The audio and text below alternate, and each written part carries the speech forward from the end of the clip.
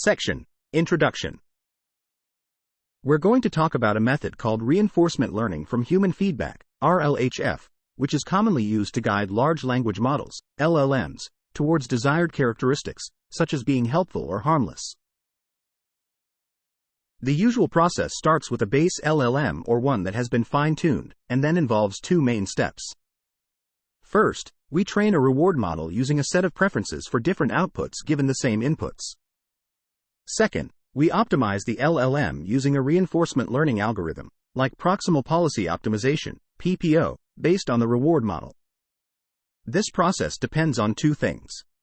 The reward model needs to align with human preferences, and the optimization algorithm needs to balance optimizing rewards with staying close to the initial model. If these conditions aren't met, we might end up over-optimizing the reward model, which could lead to reward hacking, a situation where the model exploits the reward system in unintended ways.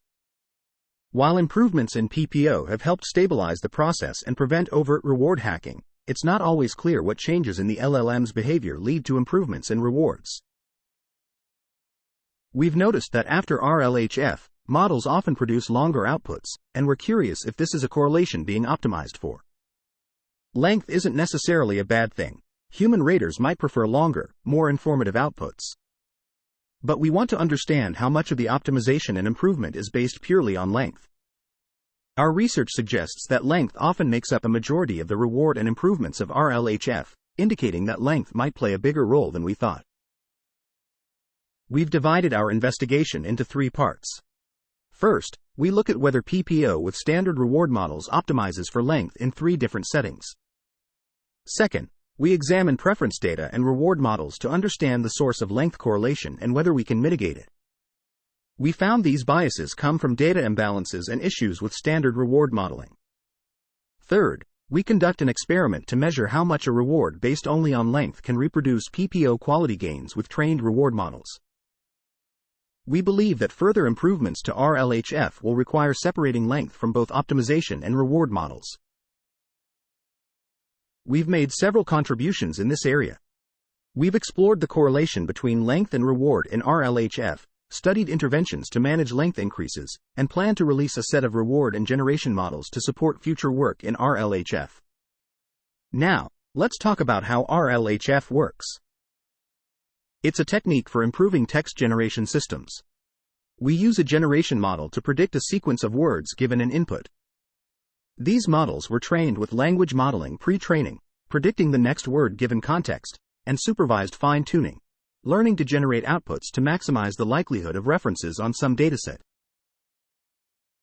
RLHF improves upon this approach in three ways. First, it requires a set of preference judgments over model outputs. Then, we train a reward model to rank preferred outputs higher than dispreferred ones. We use the Bradley-Terry preference model, where the reward model is trained to optimize the likelihood of the observed preferences. Finally, we use reinforcement learning, specifically PPO, to optimize a fine-tuned model to get a model that maximizes the reward, with a constraint that we don't deviate too much from the initial distribution. The optimization in PPO is based on maximizing a certain equation, where a parameter controls the strength of a penalty for deviating from the original policy at a given step. Section Summary. Reinforcement learning from human feedback, RLHF, is commonly used to align large language models, LLMs, with desired properties. This involves training a reward model on labeled preferences and optimizing the policy model using an RL algorithm. However, there are challenges in correctly specifying the reward model and balancing reward optimization with human judgments. This paper investigates the correlation between length and reward in RLHF and explores interventions to mitigate length increases, highlighting the need for further improvements in RLHF. Section: Tasks. We've delved into three distinct datasets, each corresponding to a unique task, to provide a broad spectrum of tasks that are both beneficial and challenging for our base model, Llama 7B. These datasets also offer three different types of preference supervision: explicit human labels, implicit preferences inferred from upvotes, and synthetic preferences. The first dataset, WebGPT, is used for open-domain long-form question answering. It includes human annotated preference labels between two outputs. However, Due to the high cost of human annotation, this dataset is relatively small, with only 19.6K examples, and an average of 169 tokens per output. The second dataset, Stack, is used for technical question answering. This dataset, released by Hugging Face, gathers technical questions and answers from Stack Exchange. The preference label between two answers is determined by the number of upvotes, with the answer receiving more upvotes assumed to be the preferred one. We use a subset of 100K pairs from this dataset, with an average of 236 tokens per output. In terms of our experimental setup, we use the standard implementation and hyperparameters for the three components of RLHF to ensure consistency. We base our RLHF implementation on the Hugging Face TRL framework, using hyperparameters that we've found to be most effective. We also use LoRa to train large Llama 7B models with limited GPU memory. Our evaluation process relies on two factors. First, we use reward as an intrinsic metric optimized by the PPO process. Second, we conduct downstream evaluation using more powerful LLMs as proxies for human preferences. We sample responses on fixed held-out test sets for each setting, then use their evaluation scheme based on a panel of 12 simulated OpenAI API-based annotators, which they show correspond well with human preference judgments. The final format is an overall pairwise win rate of one set of paired outputs versus another, which we call simulated preferences. We've observed that output length increases during PPO and that there's a positive correlation between length and reward model scores. This suggests that simply increasing length could be a successful way to improve reward. However, we wanted to investigate whether length increase is the primary factor for reward models scores increasing during PPO, or if other features are also optimized. We found that length does indeed increase as a result of PPO.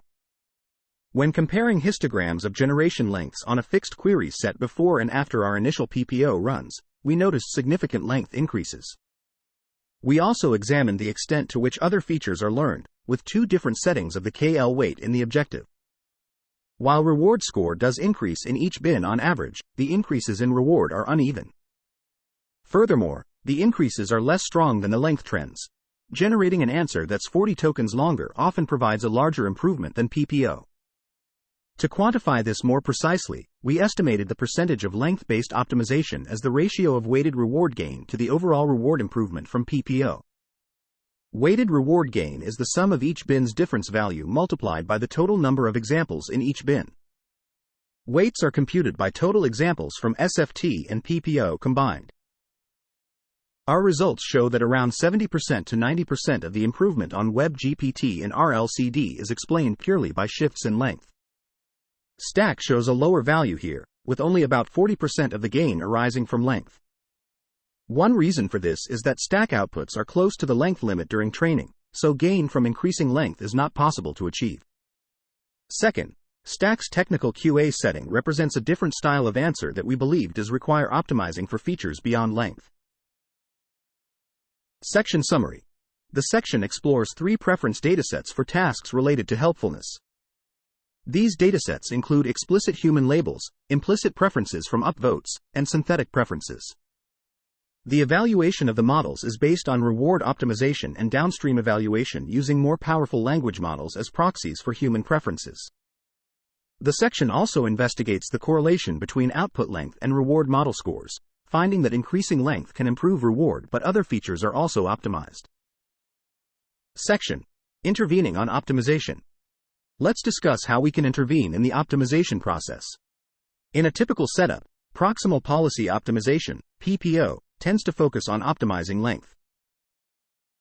But what if we could limit this optimization to prevent it from happening?